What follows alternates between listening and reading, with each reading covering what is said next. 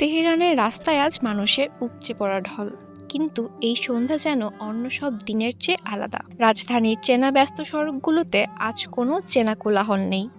তার বদলে হাজারো মানুষের নীরব কান্না আর গভীর শোকে ভারী হয়ে উঠেছে গোটা শহর। কিন্তু কেনই নীরব কান্না? কেন হঠাৎ শোকের কালো ছায়া নেমে এলো ইরানে? কারণ দীর্ঘদিনের সর্বোচ্চ নেতা আয়াতুল্লাহ আলী খামেনির জানাজায় অংশ নিতে তেহরানের রাস্তায় জড়ো হয়েছে এই অসংখ্য মানুষ। কেউ এসেছেন শেষবারের মতো প্রিয় নেতাকে বিদায় জানাতে, আবার কেউ বা হয়েছেন ইতিহাসের এই কঠিন মুহূর্তের নীরব সাক্ষী। আগামী শনিবার তেহরানে শুরু হবে তার আনুষ্ঠানিক জানাজা। এরপর মঙ্গলবার পবিত্র শহর কুমে আয়োজন করা হবে বিশেষ শোকানুষ্ঠানের। আর সবশেষে আগামী বৃহস্পতিবার তার জন্মস্থান উত্তর পূর্বাঞ্চলের পবিত্র শহর মাশহাদে তাকে চিরনির্দায় শায়িত করা হবে।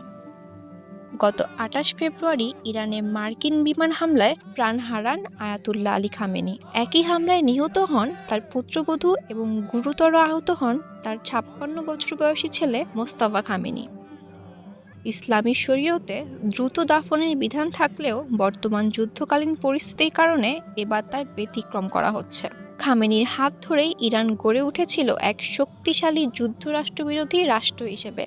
তার বিদায়ের মধ্যে দিয়ে অবসান হলো ইরানের রাজনীতির এক দীর্ঘ ও ঐতিহাসিক অধ্যায়ের। তবে একই সাথে শুরু হলো এক নতুন অধ্যায়। আহত অবস্থাতেই দেশটির নতুন সর্বোচ্চ নেতা হিসেবে দায়িত্ব নিয়েছেন তার ছেলে মোস্তফা খামেনি। তেহরানের সড়কগুলোতে মানুষের ঢল এখনো থামেনি।